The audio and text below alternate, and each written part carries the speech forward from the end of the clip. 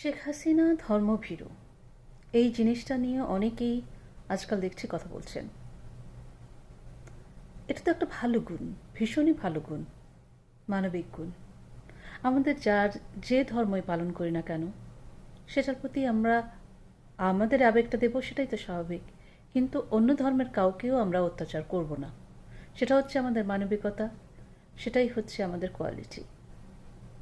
অন্যকে আমরা ক্ষতি করব না, তাদেরকে এগিয়ে দেব সামনে। আমরা নিজেরা উন্নয়ন করব, নিজেরা বড় হব, সেটাই তো স্বাভাবিক, তাই না? কিন্তু কারো যদি ক্ষমতা কম থাকে, অ্যাবিলিটি আল্লাহ কম দেন, তখন সে চ্যালেঞ্জ ফিল করে, সে বদনাম করার চেষ্টা করে, সে ক্ষতি করার চেষ্টা করে। এটা আমাদের পরিবার থেকে আরম্ভ করে সমাজের সব জায়গায় দেখা যায়। রাষ্ট্রীয় পর্যায়েও শেখ হাসিনাকে এই সমস্ত সহ্য করতে হয়েছে। ওনার দলের মধ্যে কিছু লোক ঢুকে গিয়েছে যারা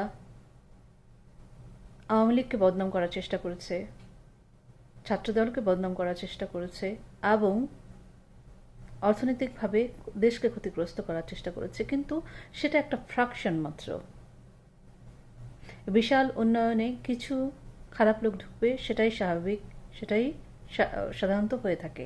কিন্তু যারা এই সমস্ত জিনিস বারবার বারবার বলে তার সমস্ত কৃতিত্বকে ছোট করার চেষ্টা করেন, সেটা সত্যি দুঃখজনক। একজন নারী হিসেবে বাংলাদেশের নারীর জন্য যতটা উনি করেছেন, পৃথিবীর ইতিহাসে এর উদাহরণ বিরল। তিনি যোগ্য পিতার যোগ্য সন্তান, এবং তিনি একটি সুযোগ্য সন্তানের জন্মও দিয়েছেন। দেশে তিনি রেখেছেন অসংখ্য গুণগ্রাহী। কেউ কেউ বলে দেশের 50% আওয়ামী লীগ, আমি বলি দেশের 70 থেকে 80% লোক আওয়ামী লীগ। বাংলাদেশের সাধারণ মানুষের দিকে তাকালে এই জিনিসটা খুব স্পষ্টই বোঝা যায়। তারা অকৃতজ্ঞ নয়, তারা কৌশল করে কথা বলতে পারে না, তারা লুকিয়ে কথা বলে না। তাদের পেটে থাকে ক্ষুধা, হৃদয়ে থাকে প্রেম, তাদের মধ্যে কলুষিতা কম।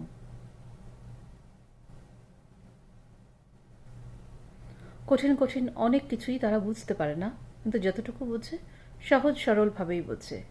একজন নারী যে দেশের মানুষের জন্য এত কিছু করেছেন, এফোর্ট দিয়েছেন এবং তো সম্ভব করে দেখিয়েছেন, কারণ ওনার ক্যারেক্টারের মধ্যে আছে এটা সততা এবং কর্মনিষ্ঠা।